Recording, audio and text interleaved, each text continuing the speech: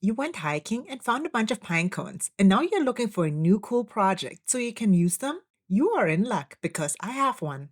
Follow me and lessons anfangen. There's dirt on my hands, strong like a tree. There's roots where I stand. To start with, I cut the pine cones in slices using my bandsaw. Plugging in the bandsaw might do wonders. Am I the only one who keeps forgetting to plug in tools before I use them? I only have a small workshop, so I constantly have to move things around.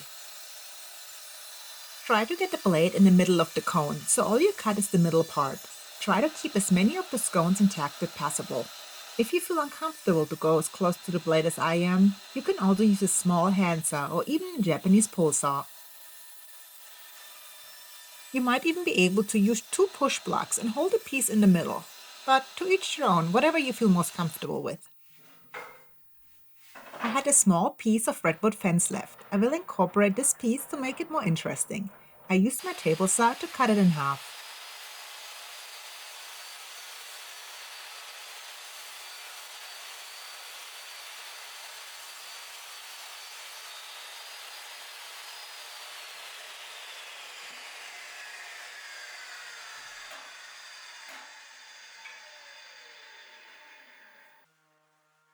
Once the piece was cut in half, I used my sander and a rough sanding disc to go along one side to make it curvy and make it look similar to a live edge.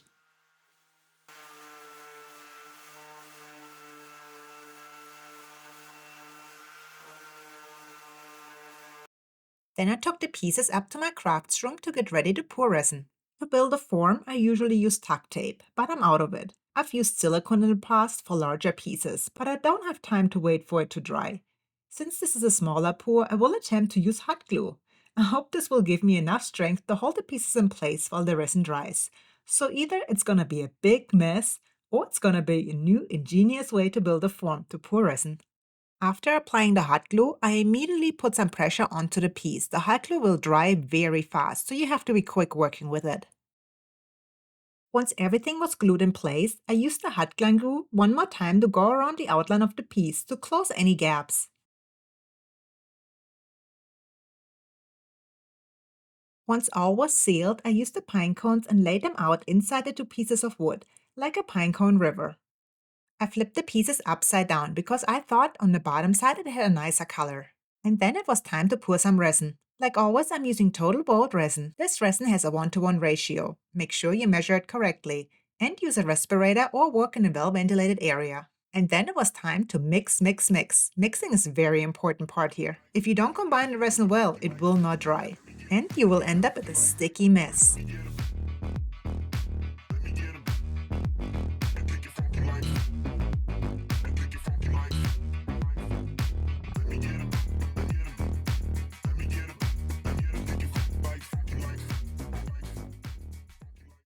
Once the resin is good combined, it's time to pour it. Pour from high up and pour slow. I'm not a scientist, but pouring resin slow from high up is said to get rid of bubbles more easily. So let's just do it and hope for it to work, because bubbles will ruin the piece. So the less, the better. Also, after all is poured, don't forget to debubble the small bubbles with a heat gun. This should take care of the rest of the bubbles. Then I let the resin dry to a sticky consistency before I poured the second and last layer. Then I let the piece dry overnight. It's the next day now, and I took the piece out of the form and brought it into my workshop. The next thing to do was to flatten the surface. I used my sander to do this. I used a rough disc to sand off all of the excess.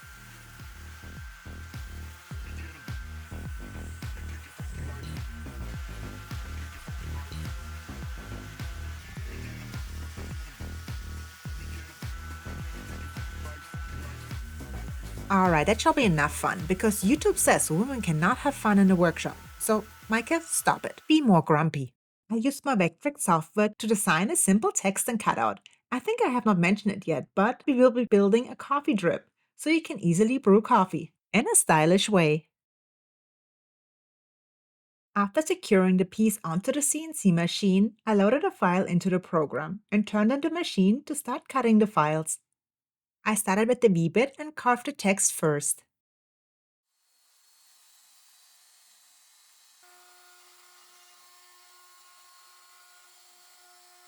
Then I switched the bit to a 1/8 inch end mill and cut out the rest. Using my miter saw, I cut the piece into 3 different parts with 45-degree angles. Those 3 different parts will be glued together almost like a C shape. On the bottom will be the coffee cup, and on the top will be the hole where the filter will sit in.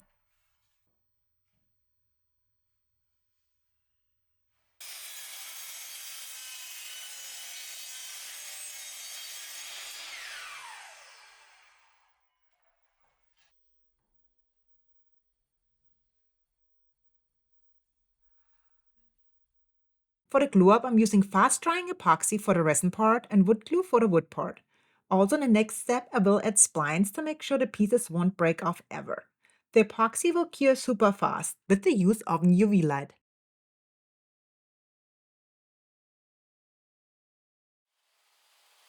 For the splines, I'm using a jig I built for my table saw a while back. There are many different ways to cut holes for splines. In my opinion, this one is one of the easier ways, and you will end up with even and repeatable gaps for the splines.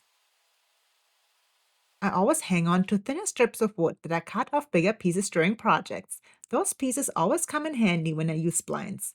Use a good amount of glue. I might have used a bit too much here. Insert the splines and let them dry.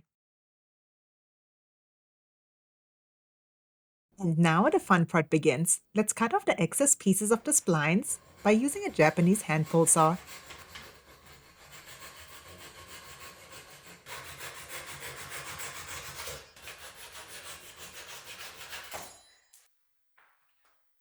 Then I use the sander to get rid of any excess and end up with a smooth surface.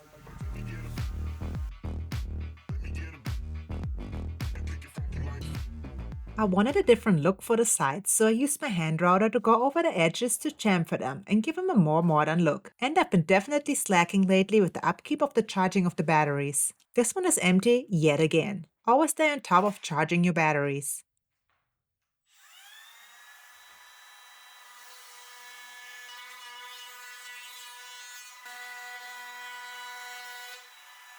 Yes, much better. Now all that's missing is the finish. For the finish, I'm trying something different. It's a varnish finish from Total Boat. I started with the pre-finished conditioner that's meant to fill in the wood fibers. I assume it will also seal the open spots where the pine cones poke through the resin.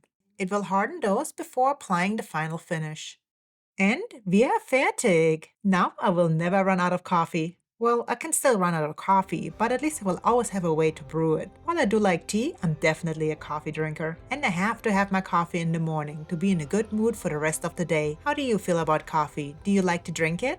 Please like, comment, and subscribe. If you can, please join my Patreon. This helps me create more YouTube videos. I appreciate all you do and all the support you're giving me. Thank you so much. I couldn't do it without you. And see you next Friday. Tschüss und auf Wiedersehen.